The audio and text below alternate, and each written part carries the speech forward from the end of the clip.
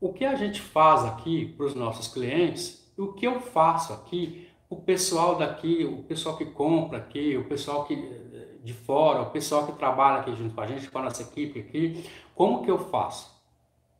Eu uso o método esponja. E o método esponja, o que que é o método esponja?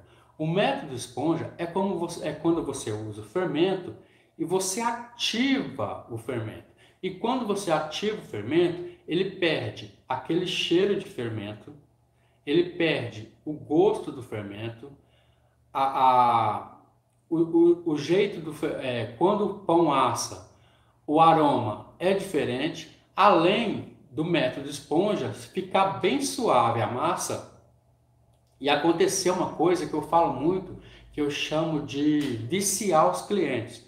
Porque quando a massa está suave e não está nem com gosto, nem com cheiro de fermento, o que acontece? A pessoa come um pedaço, come outro pedaço, come outro pedaço e come outro pedaço. Então o que acontece? Você aos poucos vai viciando o seu cliente para que ele come mais, vá para a rua, já fale para as pessoas do seu pão que é suave e o boca a boca funciona para você começar a vender mais seus pães. Então o método esponja, ele deixa totalmente o pão suavizado, você não vai sentir nem gosto de fermento e nem o cheiro. Além de acontecer uma coisa muito boa com o método esponja, é que o método esponja suavizado, ele não causa nem azia, nem má digestão, nem refluxo, que é aquele quando você come um pão e fica com aquele ácido no estômago, né?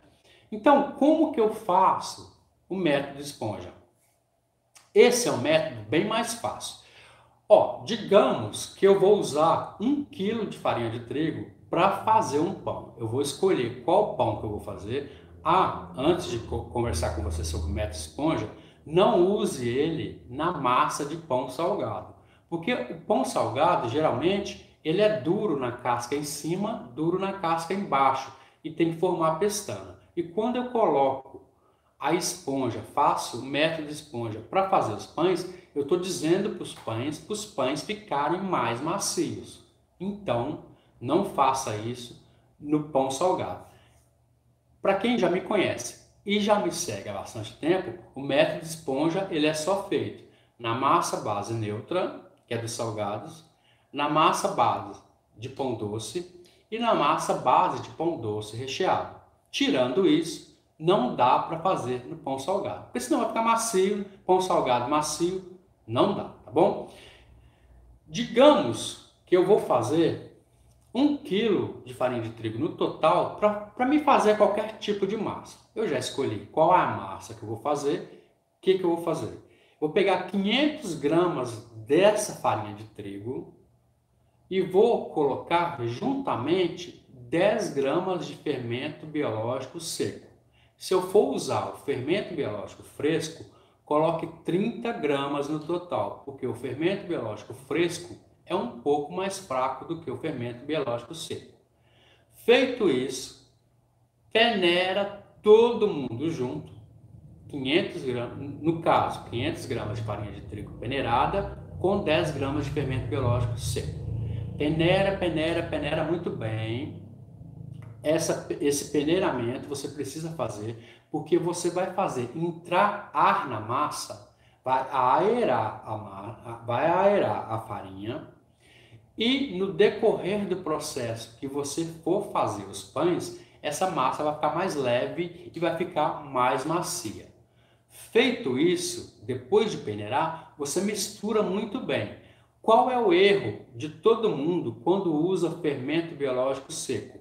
É não misturar muito bem. Você precisa misturar muito bem, mas muito bem, mas muito bem mesmo esse fermento biológico seco na farinha até que o fermento suma no meio da farinha. Você não vê mais aqueles grãozinhos, aqueles grãozinhos do fermento biológico seco, tá bom? Então misturou. E depois disso, se você colocou 500 gramas de farinha de trigo, você vai colocar o mesmo tanto de água ou leite. Essa água e esse leite precisam ser mornos.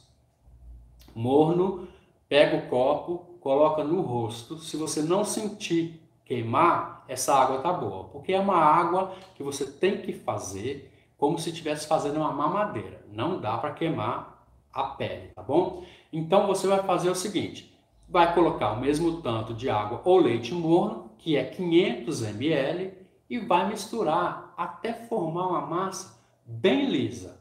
Nesse caso, gente, você precisa entender que quanto mais lisa a massa for nesse período, nessa etapa que você está misturando, é melhor você até misturar com um batedor de arame fouet, porque aí ele deixa a massa bem lisinha.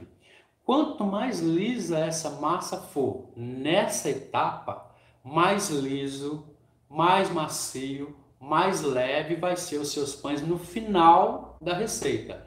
Então, entenda muito bem. Mistura, mistura, mistura até ficar bem liso.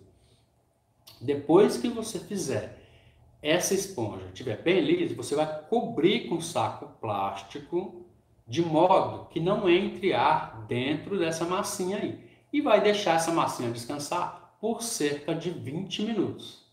20 minutos ou 30 minutos, ela vai dobrar de volume. E é exatamente isso que eu quero.